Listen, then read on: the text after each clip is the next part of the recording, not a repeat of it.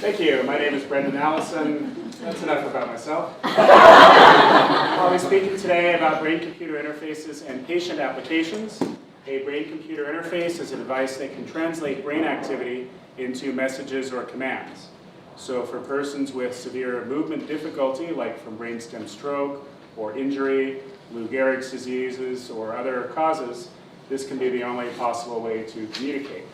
And so my next slide indicates that most BCIs are devices that rely on the EEG. So you just have to put an electrode cap on the surface of the head, outside of the head, and you can thereby pick up these kinds of squiggly lines.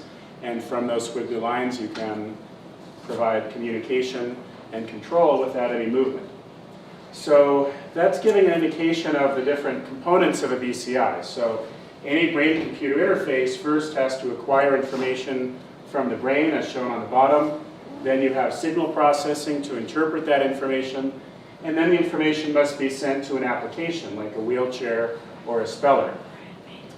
This is an example of a real-world BCI. This is a patient with ALS, late-stage Lou Gehrig's disease in Germany.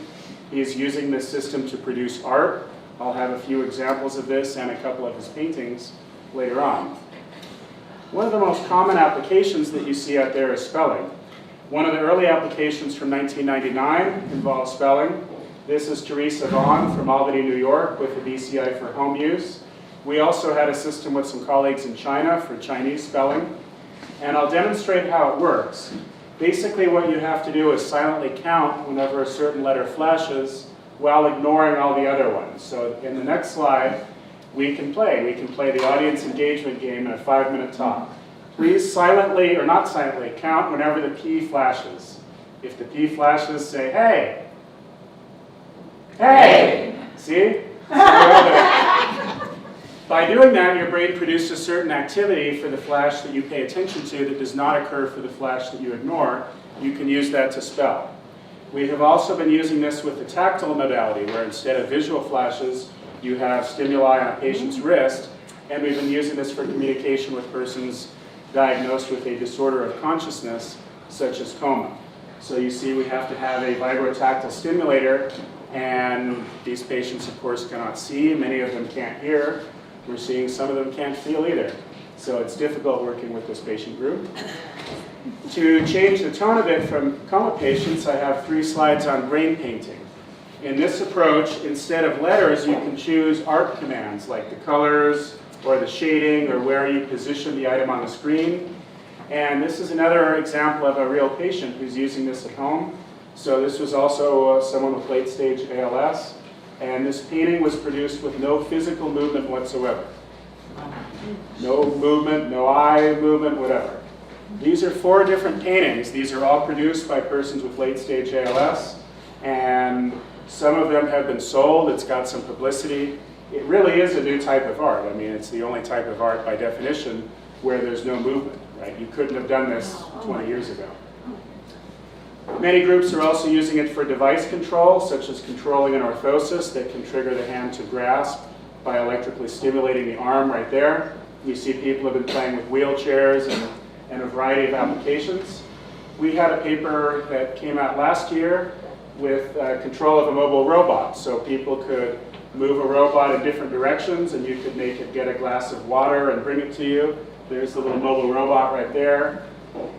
Another thing that we've been working on is stroke rehabilitation. So most people who have had a stroke and survive are left with permanent movement disability. If you can record brain activity while people perform therapy with a movement therapist, that can help in various ways. This is no longer experimental. This is now an improved practice in Europe. So in Austria, they have companies that are doing this. The person in that picture, the blonde woman, is actually a licensed physiotherapist. But it'll be quite a while before it's in the US because we suck with those things. Many groups have had hackathons. These are public events in which people just make their own applications.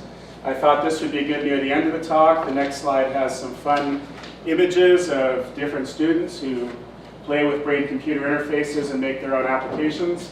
Pretty sure that's the only Colorado boy hat being worn in Austria.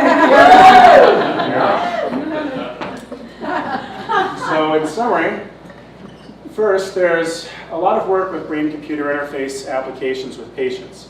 However, getting BCIs to work in their homes is quite hard. Most of the work that you've seen in this talk is, or at least was, experimental and required a lot of scientists. So I want to thank all of you. Thanks to the Sherb for hosting. Thank you for listening.